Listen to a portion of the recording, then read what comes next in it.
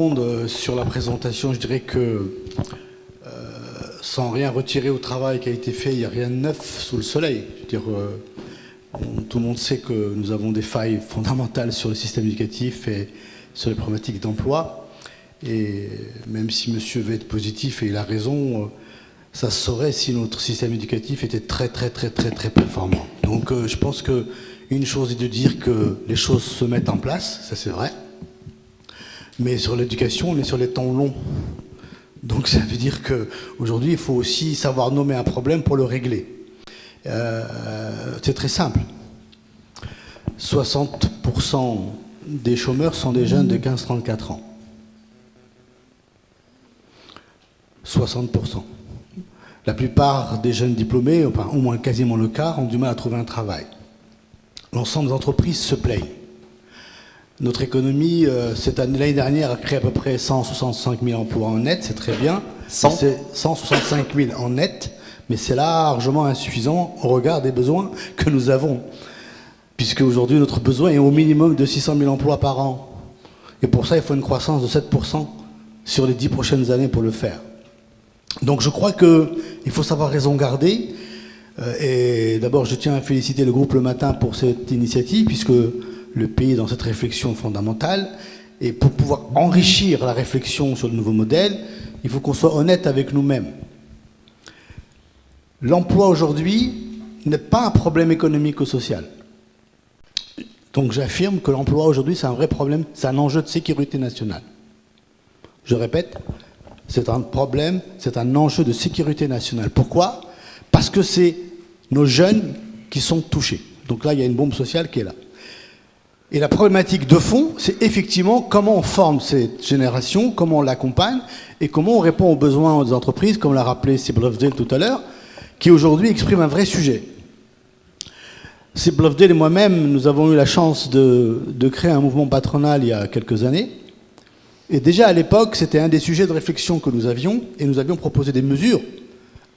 Sauf que, quasiment 20 ans après, à force de clamer que l'emploi est une priorité, que l'éducation est une priorité, justement, on n'a pas pu adresser les choses à la bonne vitesse.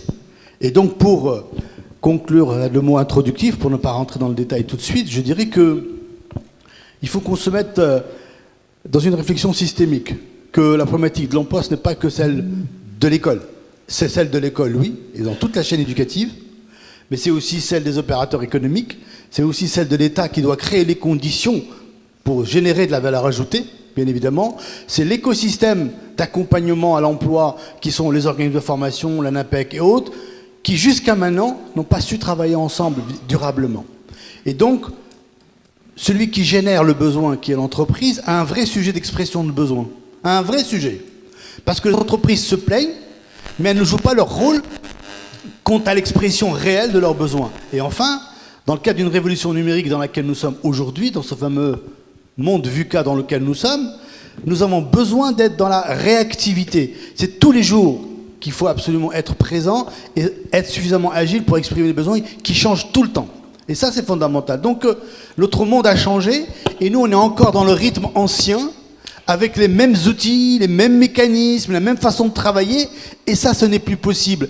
Dans le sondage, on a parlé des nouvelles technologies, l'intelligence artificielle, ça c'est très bien, mais la question, c'est est-ce qu'aujourd'hui, ceux qui leadent les projets éducatifs en général sont conscients de cette révolution qui fait qu'on doit changer notre façon de travailler. C'est ça mon sujet. Pour être très sincère, Sir Rachid, je suis assez partagé sur la profondeur du débat qu'on doit avoir et jusqu'où on peut aller dans ce que nous avons à dire ou pas. Mais préalablement, permettez-moi juste d'installer 2-3 postulats pour qu'on soit clair. D'abord, l'éducation est une fonction régalienne et elle doit le rester. L'idée de dire que le privé réussit mieux et fait mieux que le public, il faut arrêter cette vision de se débarrasser de sa responsabilité. L'État doit éduquer pour donner la possibilité à chaque Marocain, où qu'il soit, de pouvoir avoir un avenir. Ça, c'est le rôle de l'État, ça ne doit jamais changer. Maintenant, qu'il y ait de la diversité dans les modes, et notamment la présence du privé, c'est important. Comme de développer les partenariats publics-privés comme celui de l'UIR, qui est un très bon modèle, à condition que le ministère non plus n'impose pas trop de cadres pour pouvoir limiter l'agilité. Premier point. Juste de manière didactique, quand vous dites c'est un très bon modèle, vous basez sur quels critères? Sur des critères, je dirais, d'efficacité de réussite des étudiants, leur comportement. C'est-à-dire taux d'employabilité? Employabilité, mais surtout le comportement. Et je vais y venir. Donc ça, je voulais absolument installer ce postulat comme quoi c'est une fonction régalienne et elle doit le rester. De deux, que l'État marocain ait fait évoluer un certain nombre de choses depuis des années, c'est aussi un fait. Mais encore une fois, et Hamid l'a très bien replacé, si nous sommes là, c'est parce que Sa Majesté a donné un cadre clair de réflexion. On change de paradigme, on change de modèle, parce que le monde a changé. Et lui-même a fait le même constat que tous les Marocains. Alors faire preuve d'autisme, c'est nous mettre, nous, en danger pour le futur de la nation. Donc l'autisme est dangereux. Et dans ce pays, et si Madani l'a dit, il y a 3 500 000 rapports diagnostiques dans les tiroirs de tous les ministères, de tous les partis politiques. Maintenant, l'heure est à l'action. Quand Sa Majesté impose la généralisation du préscolaire, je rappelle que tous les ans, il y a à peu près plus d'1 300 000 gosses, 4-6 ans, qui arrivent sur le marché du préscolaire. Quelle est l'offre? Elle est quasi inexistante dans le privé, 200 000 enfants. Dans le rural, il y a plus de 500 000 gosses, ou 600 000, qui se retrouvent sans rien. Et puis, il y a le préscolaire des quartiers. Moi, j'ai la chance de présider la Fondation Sakura. Depuis que Sa Majesté a acté la généralisation, il a remis les clés à l'INDH. Nous faisons partie des acteurs de l'INDH. En 7 mois, nous avons créé plus de 350 écoles et mis 12 000 enfants à l'école. Donc ça veut dire que c'est possible. Juste, il faut réfléchir. Hein. Nos amis de la FMPS également, beaucoup plus parce qu'ils ont eu beaucoup plus de zones. Donc ça veut dire, c'est Rachid, oui. Ça veut dire qu'à un moment donné, il y a l'action, il y a le volontarisme politique, c'est pas une question de moyens, on peut les trouver. Sauf que, aujourd'hui, c'est toute la chaîne de valeur éducative qui est à repenser. En ce sens que, jusqu'à maintenant, le modèle, on remplit les têtes de nos enfants. Aujourd'hui, ce n'est pas des têtes remplies qu'il faut, c'est des têtes bien faites. Et les têtes bien faites dans le monde de demain, c'est essentiellement ces fameuses soft skills. Et je rappellerai juste, pour ne pas trop tarder, parce que comme ça on libère la parole, le monde de demain, c'est pas un monde où il y a des diplômés. Et là, je voudrais rejoindre notre ami de l'Université Hassan II par rapport au sondage.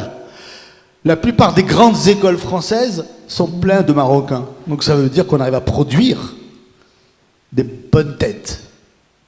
Mais aujourd'hui, pour aller plus loin par rapport à la masse, parce qu'il faut arrêter aussi la massification. Si je prends l'Office de la formation professionnelle, on a été dans une logique de massification, mais le taux d'employabilité des enfants de l'OPPT n'est pas énorme. On le sait. Donc la logique, elle est qualitative, mais dans le monde de demain, on doit changer de paradigme. Et le paradigme, c'est celui des soft skills. Les universités ont commencé à initier un nombre de choses, mais on parle de happy few. On ne peut pas dire « Ah, ça y est !» Non, c'est pas vrai. Il y a un mouvement, mais aujourd'hui, on doit à l'accélération. Et je résume les 4 soft skills sur les 20 du 21e siècle en 4. Communication, coopération, créativité et pensée critique. Je les ai résumés. C'est avec ça que les enfants de demain vont réussir et pas avec autre chose.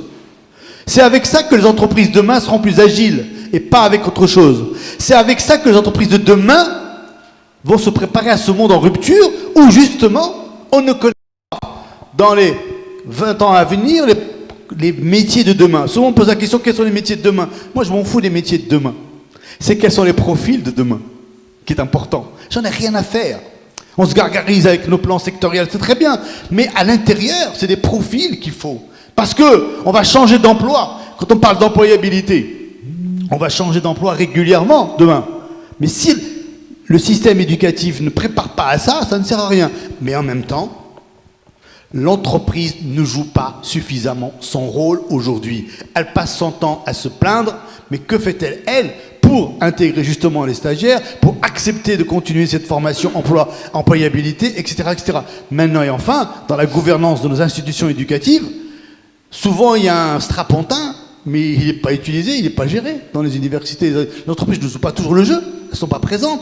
Donc là aussi, il y a une révolution à faire. Et donc, pour répondre à votre question, c'est Rachid aussi, mon appréciation, c'est que si ce nouveau modèle ne renverse pas la table sur le modèle d'éducation, d'employabilité et de formation, il va y avoir un problème. Parce qu'on ne peut pas juste, encore une fois, faire preuve d'autisme et se gargariser que, alhamdoulilah, tout va bien. Si tout allait bien, on le saurait. 2 chiffres que je vais donner pour conclure. Parce qu'on parle beaucoup du taux de chômage, mais c'est faux de parler taux de chômage. C'est le taux d'emploi qu'il faut regarder. Le taux d'emploi. Le taux d'activité. Le taux d'emploi. C'est quoi le taux d'emploi? Le taux d'emploi, j'y viens. Ouais. Au Maroc, en milieu urbain, il est 35%. Taux d'activité. C'est pas le taux d'activité. Il est de 35%. En national, il est de 42%. Pourquoi? Merci le rural. Le taux d'emploi, 35%. La plupart des pays de l'OCDE sont au-delà de 55, 60, 70%. Même la Turquie, qui est un pays aussi en train de se développer, est autour de 57, 58%. Comment voulez-vous qu'on fasse nation et qu'on donne, et que l'emploi ne devient pas un enjeu de sécurité? Le taux des femmes, le taux d'activité, même le taux d'emploi des femmes, 17-18%, le taux d'emploi, le taux d'activité, il est à 22-23%. Donc ça veut dire quoi? Ça veut dire qu'on a un vrai sujet pour les entreprises de création de valeur, donc c'est les conditions, le climat des affaires, etc. Mais de l'autre côté, ceux qui arrivent sur le marché du travail ne sont pas à disposition et on n'a pas assez de travail pour tous. Donc, mon appréciation sur notre modèle, c'est qu'on doit renverser la table pour pouvoir le réinventer en tenant compte des bonnes choses qui ont été faites et qui sont en cours, mais en restant ouvert sur la disruption de ce que nous faisons et non pas en disant « alhamdoulilah, tout va bien ». Voilà mon sujet. C'est une question pertinente, difficile et complexe. Et je vais revenir sur ce que nous attendons tous pour juin ou pour septembre, à savoir le cadre de ce nouveau modèle de développement. Et la question éducative va clairement y être abordée. La question, c'est, si je fais un parallèle, si vous me le permettez, dans les transformations des entreprises en général, le vrai premier sujet, c'est l'alignement sur la raison d'être et sur ce qu'on veut faire ensemble. Notre premier problème, il est là d'abord. C'est l'alignement entre toutes les parties prenantes. Parce que chacun a sa vision du monde. Les uns sont sur un cadre de référence, des lois, des textes, et Hamid a été plus que pertinent en disant « mais c'est super, mais les textes caïnines ». Sauf que les pratiques, on est sur un autre ALM. Quand il vous dit qu'un conseil d'administration d'université, c'est plutôt une assemblée générale avec des intérêts complètement divergents, où est-ce qu'il est l'alignement? C'est impossible. Notre ami d'éducation nationale, il a raison de défendre ce qui est en train de se faire. Il a raison. Mais aujourd'hui, sur le plan opérationnel et concret, ça ne se fait pas. Pourquoi? Parce qu'il n'y a pas d'alignement. Il n'y a que des intérêts catégoriels. L'avantage de ce projet de modèle, je suis convaincu qu'il aboutira sur des disruptions. Et je veux le croire. Je veux le croire. Parce que sinon, on va en Méditerranée, on se jette et on se noie. Mais c'est pas possible. Pourquoi je veux le croire? Hein? L'Atlantique.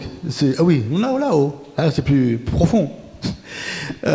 Je veux le croire, pourquoi? Et je vais répondre à votre question, Rachid, mais permettez-moi cette digression.